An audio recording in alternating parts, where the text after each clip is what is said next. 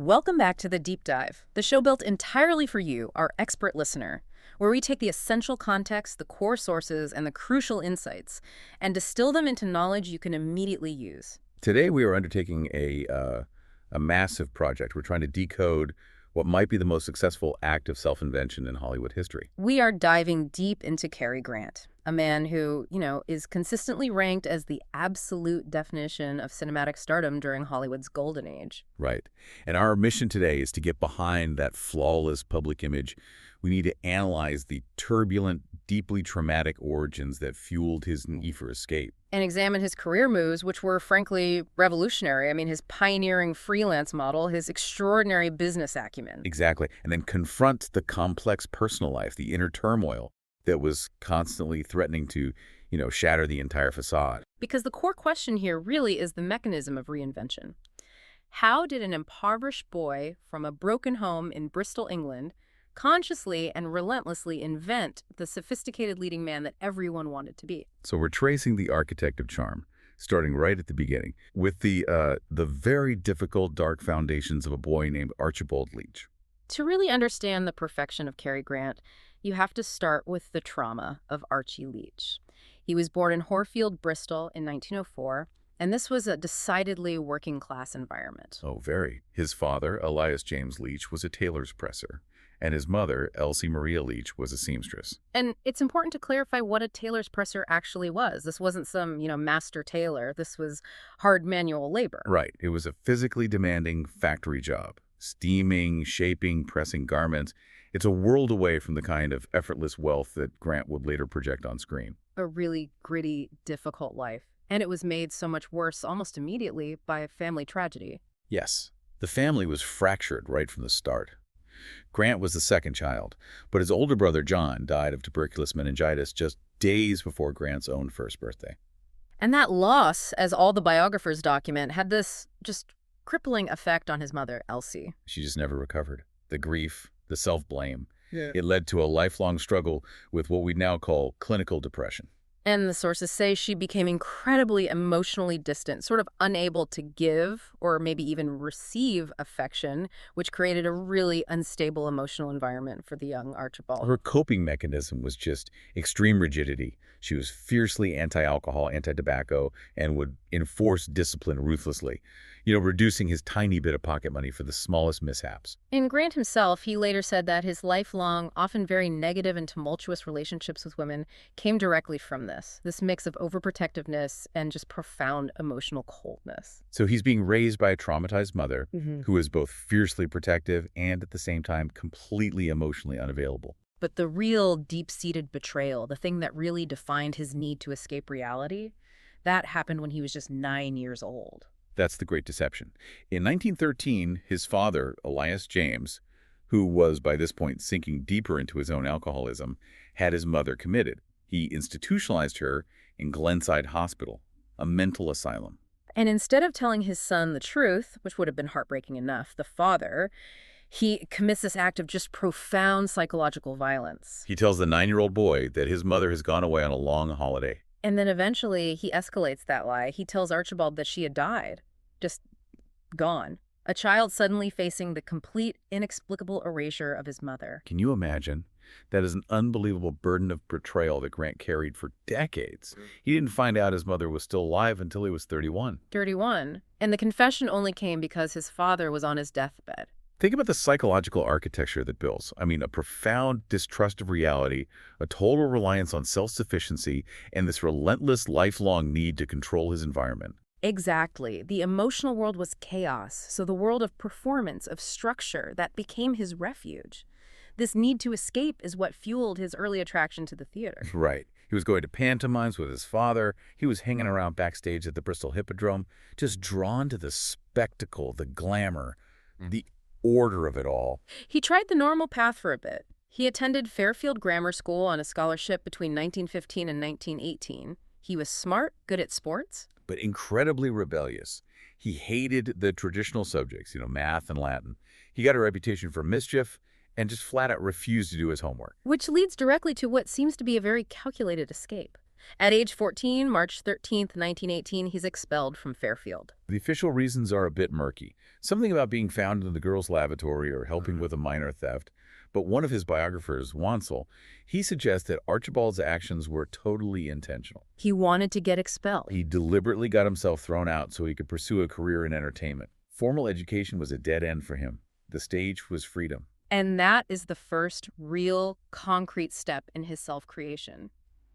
Immediately after being expelled, he joins the Bob Pender stage troupe The Penders as a stilt walker and an acrobat. And this wasn't just, a fun job. This was a rigorous physical apprenticeship. He was learning balance, comedic timing, coordination, physical control. The exact skills he would need for the kind of sophisticated light comedy he'd later dominate in Hollywood. Absolutely. The seeds of the suave, physically graceful Cary Grant were literally sown while he was walking on stilts as a teenager in Bristol. The trauma of the past was being physically channeled into a skill set for the future. So Archibald Leach takes these hard-won skills, born from the chaos of vaudeville, and he points them straight at America. July 1920, he's still only 16 years old, and he's touring the U.S. with the Pender Troupe on the RMS Olympic. And this is such a crucial moment. This is where the persona gets its first major role model. Because on that voyage over, he played shuffleboard with Douglas Fairbanks, Who at the time was the absolute icon of dashing physical American stardom. The biggest star in the world, really. and Grant, or, Leach at the time, he later admitted he just observed Fairbanks meticulously. He was noting his mannerisms, his physical ease, his whole debonair flair. He was already studying the blueprint of the star he wanted to become. The troupe did incredibly well in New York. They performed at the massive, nearly 6,000 seats, the New York Hippodrome, for 9 months. A huge success. But when the rest of the Penders went home, Leach saw his chance, a permanent escape from Bristol. And he decided to stay in the U.S. and just plunge himself into the grueling American vaudeville circuit. Yeah, and the grind was relentless. Oh, completely. He worked as part of acts like the Knockabout Comedians and the Walking Stanleys. He was doing comic sketches, juggling, developing his acrobatics. He was even billed his rubber legs for his contortionist skills. This was the real training ground for his famous comedic timing. You can see the dedication in the side jobs, too. He was hired as a stilt walker, wearing this bright greatcoat and a sandwich board to attract crowds on the newly opened Coney Island boardwalk. It's literally a walking advertisement. Constantly performing for the public, honing his craft in most direct way possible. And all those years of constant public interaction, moving between American cities and UK music halls, it forced a fundamental change in his speech. Yes. His accent, which started with his subtle Cockney bass, the typical working-class London markers, it had to be neutralized. This is the linguistic architecture of Cary Grant. He consciously evolved it into that distinctive transatlantic or mid-Atlantic way of speaking. And it's not just about sounding posh. It was about sounding classless in the best possible way. Right. It was a manufactured accent that sounded educated but not regionally specific. It was suitable for a British drawing room or an American diner. Exactly. It was a tool of universal employability. He made the conscious choice to sound like he was from nowhere in particular, and that fluidity became absolutely central to the Cary Grant persona. By 1927, he's getting work on Broadway, making $75 a week playing juvenile leads. But the reviews? They were pretty mixed. The persona wasn't quite there yet. No, not at all. One critic, trying to pin him down, sort of derisively called his early acting a mixture of John Barrymore and Cockney. He struggled with failing productions, like a musical called Polly. And even when he got a role in a risque comedy called Boom Boom, his co-star, Jeanette MacDonald, admitted he was absolutely terrible in the role. She said only his undeniable charm saved the show from being a total failure. So he had the charisma, but not yet the technique or that defined screen identity. That transition from stage performer to cinematic star finally happens in December 1931. After a screen test, the 27-year-old Archibald Leach signs a 5-year contract with Paramount Pictures. Starting at $450 a week, which was a fortune compared to his vaudeville days. But the studio system required uniformity, and Paramount's general manager, B.P. Schulberg, he demanded a name change. He wanted something that sounded, and I quote, more all-American like Gary Cooper. Right. Schulberg vetoed Archibald Leach immediately. Famously said it sounded too British and fruity. So they settled on Cary Grant. The surname was just chosen from a studio list of options. Grant, for his part, was relieved to shed the old name. He admitted that Archie just doesn't sound right in America. It doesn't sound particularly right in Britain either. And just like that, Cary Grant was born, not out of some artistic vision, but out of a commercial rebranding effort. And with that new name, the mission became crystal clear. He set out consciously to establish himself as the epitome of masculine glamour. His film debut came in 1932, This is the Night. Then he was playing a wealthy playboy opposite Marlene Dietrich in Blonde Venus. He was working, but he hadn't yet hit that critical mass. The rocket fuel for his career arrived in 1933. His pairing with Mae West in the pre-code films She Done Him Wrong and I'm No Angel. And the pre-code context is so important here. This is before the strict enforcement of the Hays Code in 34, so the films could be much more sexually frank, cynical, and funny. Mae West was the undisputed queen of that saucy, subversive style, and she used Grant's masculine beauty and physical ease perfectly. No Angel was an absolute commercial monster. Yeah. It was so successful that history credits it with purportedly saving Paramount Pictures from bankruptcy. Wow. And Grant's salary jumped to $750 a week almost overnight. Mae West later claimed she discovered him, which is a bit of an exaggeration. But she certainly gave him the platform he needed. The problem was that success was followed by a string of commercial failures. Films like Born to be Bad and Kiss and Makeup just didn't work. And combined with all the press rumors about his personal life, Paramount started seeing him as, well, as expendable. But then he gets loaned out to RKO Pictures. His first collaboration with Katharine Hepburn, George Cukor's Sylvia Scarlett in 1935 was a total commercial flop. People hated it. And yet Grant himself considered it his personal breakthrough, the role where he finally felt comfortable on screen. It showed he was learning to act like Cary Grant. And right here is the moment that defines him as a revolutionary businessman. When his Paramount contract ends in 1936, instead of signing with another big studio, Grant makes the radical decision to work freelance. He wasn't just an actor anymore, he became a principal. He claimed to be the first freelance actor in Hollywood. Now, historians debate if he was literally the first, but he was certainly the first powerful enough to make it stick and define the model for future stars. And the studios must have been shocked. Oh, completely. Shock and skepticism. The studios thrived on controlling actors' lives and careers for minimal pay. Grant broke that chain entirely. That independence gave him unprecedented power to choose his stories, directors, co-stars. He dictated his terms, not the other way around. And that autonomy was validated almost immediately. He secured these lucrative joint contracts with RKO and Columbia, and then in 1937 he starred in The Awful Truth. And that was it. A critical and commercial smash that solidified the sophisticated light comedy persona. The director, Leo McCarey, encouraged him to improvise, to draw on all those deep vaudeville and rubber leg skills. So the ability to blend that physical comedy with drawing room elegance, it was the perfect application of Archibald Leach's early training. Exactly. The Cary Grant we all know, effortlessly witty, slightly baffled, intensely charming, he was officially launched. The success of The Awful Truth wasn't just a hit. It launched what one critic called the most spectacular run ever for an actor in American pictures. Grant moved straight into the high-octane golden age of screwball comedy. Yeah, that period between 1937 and 1940 is just his comedic zenith. You see him opposite Katharine Hepburn in Bringing Up Baby in 38. The sheer chaos of that film. A paleontologist, a missing bone, a leopard. And it showcased his unique ability to look utterly immaculate while simultaneously being completely and utterly befuddled. Then you have the Howard Hawks masterpiece, His Girl Friday, from 1940. He played the ruthlessly charismatic editor Walter Burns opposite Rosalind Russell. And that film is just famous for its astonishingly fast dialogue. The verbal athleticism. It's the speed. Screwball comedy relies on actors who can articulate complex lines at double speed while maintaining perfect physical timing for the gags. And his vaudeville background, where timing was everything for a trick or a joke, made him uniquely equipped for that. He brought an acrobat's precision to dialogue. He closes out that incredible run by reuniting with Hepburn for the Philadelphia Story in 1940. Critically, it was enormous, commercially, huge, and yet Grant was profoundly disappointed not to get an Oscar nomination. Even though his co-stars, Hepburn and James Stewart, both did. Stewart won, in fact. And that disappointment, it really reveals the fierce ambition behind that charming facade. Grant famously joked he'd have to blacken my teeth first before the Academy will take me seriously. Right, and Stewart's win was widely seen as a sort of makeup Oscar for him being snubbed for Mr. Smith Goes to Washington. It just highlighted that even at his peak, the Academy valued dramatic suffering way more than comedic mastery. That snub seemed to spur him toward more dramatic work. He soon earned his first Academy Award nomination for Best Actor for the tearjerker Penny Serenade in 1941. And then a second nomination for None But the Lonely Heart in 1944. He was proving he wasn't just a funny face. Meanwhile, his roots were changing officially.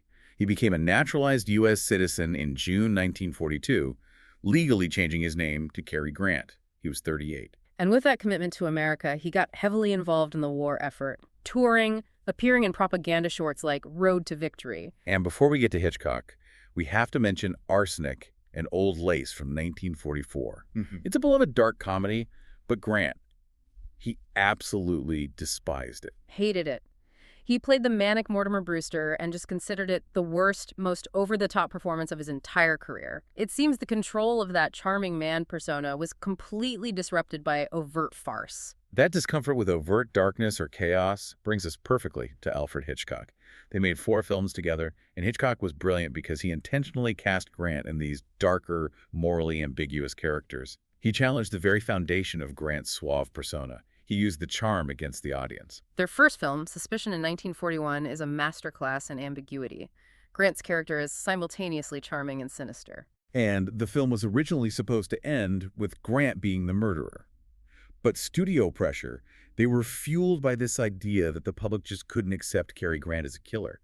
It forced Hitchcock to change the ending and prove Grant was innocent. Hitchcock later admitted that the conventional happy ending was a creative mistake, caused entirely by the power of Grant's persona. The actor's inherent likability was so strong, it actually defied the plot. That lesson informed their later, greater work.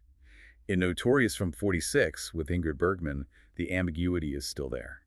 Grant plays this cynical government agent, Devlin, who has to watch the woman he loves infiltrate a Nazi ring. That film is so iconic, especially for that famous kiss. Right, a major violation of the 2-second rule the Hays Code imposed on kisses. Grant and Bergman shared one of the longest kisses in film history, about 2.5 minutes, by breaking it up with little bits of dialogue and movement.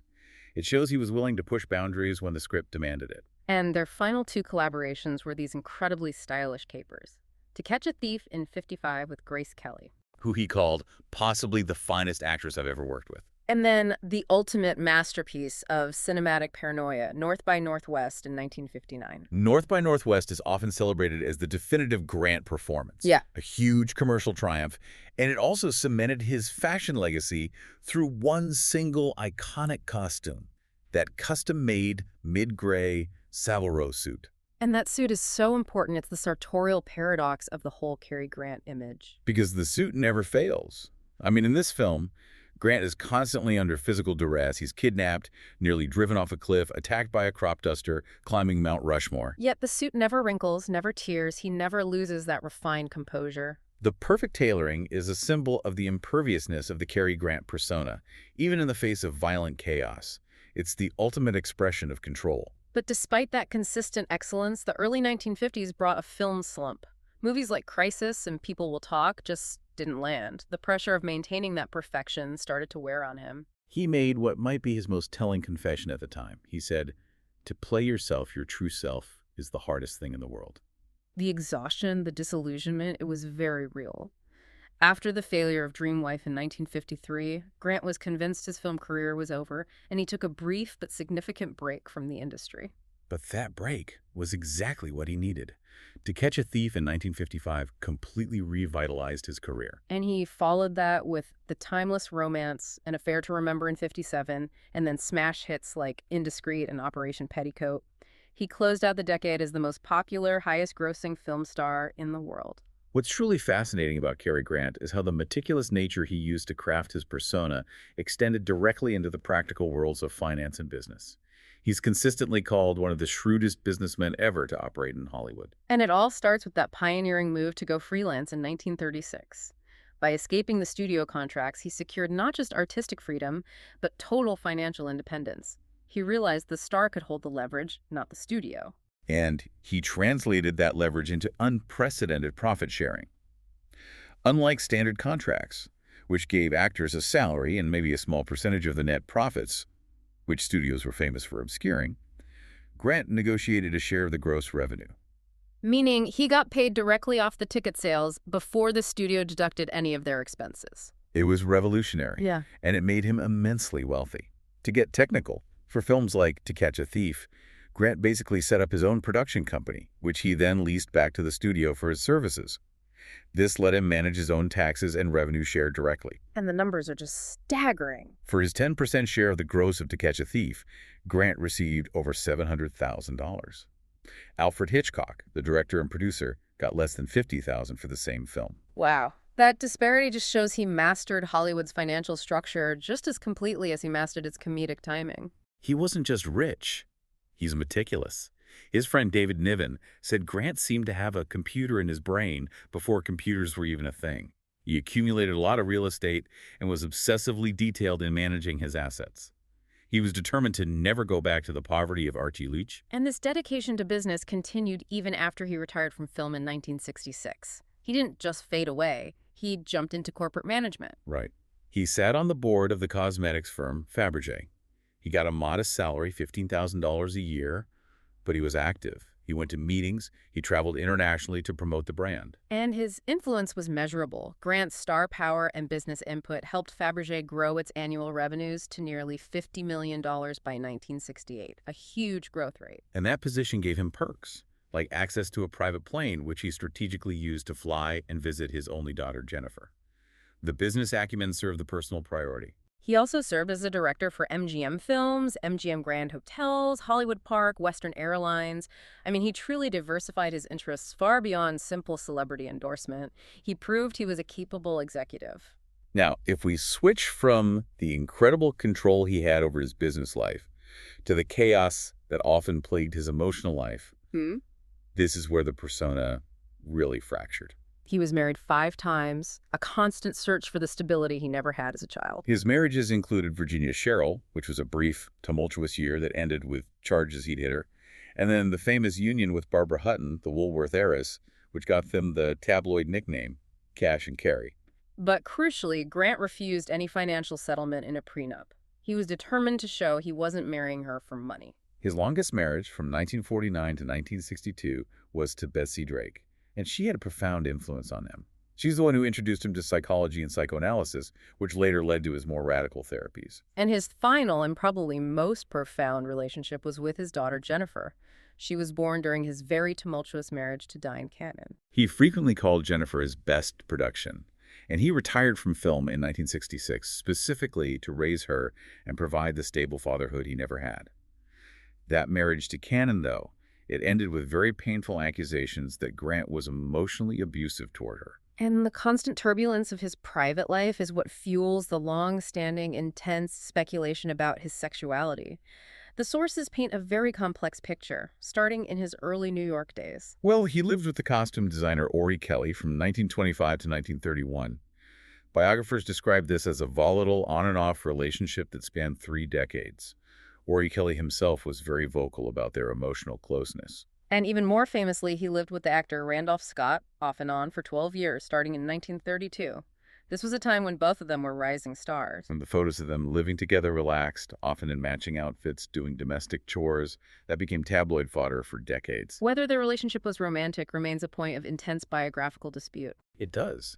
Some contemporaries, like the fashion arbiter Richard Blackwell, claimed in his autobiography that Grant and Scott were deeply, madly in love.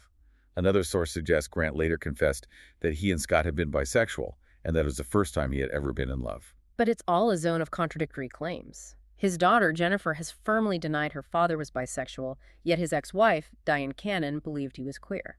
What is undeniable is the intense measures Grant took to protect his manufactured image. He sued Chevy Chase for slander in 1980 for publicly calling him a homo. The lawsuit just demonstrated his total commitment to controlling the public narrative, even late in his life. And that leads directly to maybe the most unusual aspect of his attempt to reconcile the Archie Leach trauma with the Cary Grant perfection, the LSD experimentation. Right. Starting in the late 1950s, he began taking the drug, heavily influenced by his wife Betsy Drake's interest in psychoanalysis. And this wasn't recreational. This was a desperate psychological tool.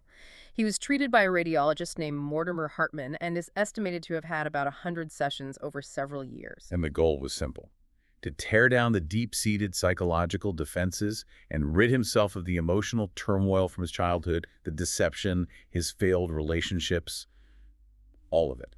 Initially, he saw the drug as the solution. He said that for the first time, he was truly, deeply, and honestly happy. He felt he was finally able to see himself outside the defensive shell he had built. He was using this radical, unregulated substance in a desperate attempt to perform psychological surgery on the Archie Leach hiding beneath the grand facade. But that positive view didn't last forever. He later recanted, admitting that taking LSD was an utterly foolish thing to do. But he immediately qualified that. He said it was necessary for him to strip away the layers of defenses, hypocrisy, and vanity that he'd accumulated while painstakingly constructing the Cary Grant identity.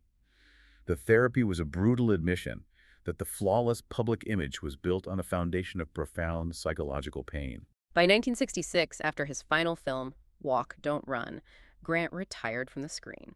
He was just thoroughly disillusioned with the changing landscape of cinema. He felt the golden age had definitively ended after Charade in '63. And he prioritized fatherhood. He said he had discovered more important things in life than acting, and that was providing the stability for Jennifer that he never received. He largely avoided any kind of comeback, famously joked fat chance when anyone asked if he would return. His later years were devoted to his business interests, especially Fabergé, and a series of tours called A Conversation with Cary Grant. Right, where he'd show clips and answer audience questions. An exercise he admitted, with that characteristic self-deprecation, was largely ego fodder. He stayed in relatively good health until the end. He had a mild stroke in 1984 and then died of a massive stroke in Davenport, Iowa on November 29, 1986. He was 82, and he was just about to do one of his shows. And critically, in a final act of control, he initially refused to be taken to the hospital. He insisted he was fine, before deteriorating rapidly. That refusal to surrender control, even to medical professionals, seems a fitting, if tragic, end for a man who spent his life managing his own image and fate. The public reaction was one of just disbelief. The New York Times captured it perfectly, writing that Cary Grant was not supposed to die. Cary Grant was supposed to stick around, our perpetual touchstone of charm and elegance and romance and youth. And in accordance with his wishes, his body was cremated and no public funeral was held. The greatest public performer chose a quiet, private end. When you look back at his critical reception, what stands out is that paradox of his charm, that unique ability to mix polish and pratfalls in successive scenes without ever compromising his inherent masculinity. Director George Cukor noted that Grant's magic wasn't arrogance. He acted as though he were just an ordinary young man who happened to be extremely handsome, which made it all the more appealing when that seemingly ordinary man turned out to be incredibly witty and physically agile. He was refreshingly able to play the near fool, the fey idiot. Pauline Kael captured the mass appeal perfectly. She described him as the most publicly seduced male the world has ever known. Men wanted to be him because he showed that masculinity could be effortless, and women wanted to date him because he was sensitive. She also highlighted his progressive approach, noting he treated his female co-stars as subjects with multiple qualities rather than treating them as sex objects. Stanley Donen, who directed him in several hits, was very clear. His magic wasn't some inherent genius. It came from enormous amounts of work on minute details. He was a professional, constantly refining the delivery, the timing, the suit, the entire performance. And that brings us full circle to his most telling self-assessment, the ultimate confession about the meticulous, conscious creation of his own identity. He acknowledged that he played at being the person he wanted to be until I became that person. The deep, buried trauma of Archibald Leach was systematically channeled into the perfection of Cary Grant. The praise from those who knew him best was universal. Stanley Donen, Howard Hawks, film historian David Thompson. They all considered him the greatest and most important actor in cinema history. And Alfred Hitchcock, who was famously reserved about his collaborators, called him the only actor I ever loved in my whole life. He did eventually get official recognition for that unique mastery, though it took a while. After a 12-year personal boycott of the ceremony, partly fueled by Academy members who disliked his history of frivolous lawsuits to protect his image, he received the Academy Honorary Award in 1970. A moment of late public reconciliation for a man who had otherwise mastered his career entirely on his own terms. So, we've completed the journey. From Archibald Leach, the impoverished, traumatized boy in Bristol, to Cary Grant, the Hollywood legend and incredibly successful businessman. We've dissected the profound contrasts. Deep childhood trauma matched by light-hearted comic genius and the relentless construction of his self-proclaimed best production, the flawless Cary Grant persona. It is a remarkable case study in self-reinvention driven by deep-seated necessity. Grant often joked that the real Cary Grant was far more like the scruffy, unshaven fisherman in Father Goose than the well-tailored charmer of charade. So if the life he lived on screen and in public was simply the conscious embodiment of the man he desperately wished he could have been, what does that tell us about the hidden, transformative power of consciously performing the self you aspire to become? What parts of ourselves are we currently acting into existence? That's something for you to mull over until the next deep dive.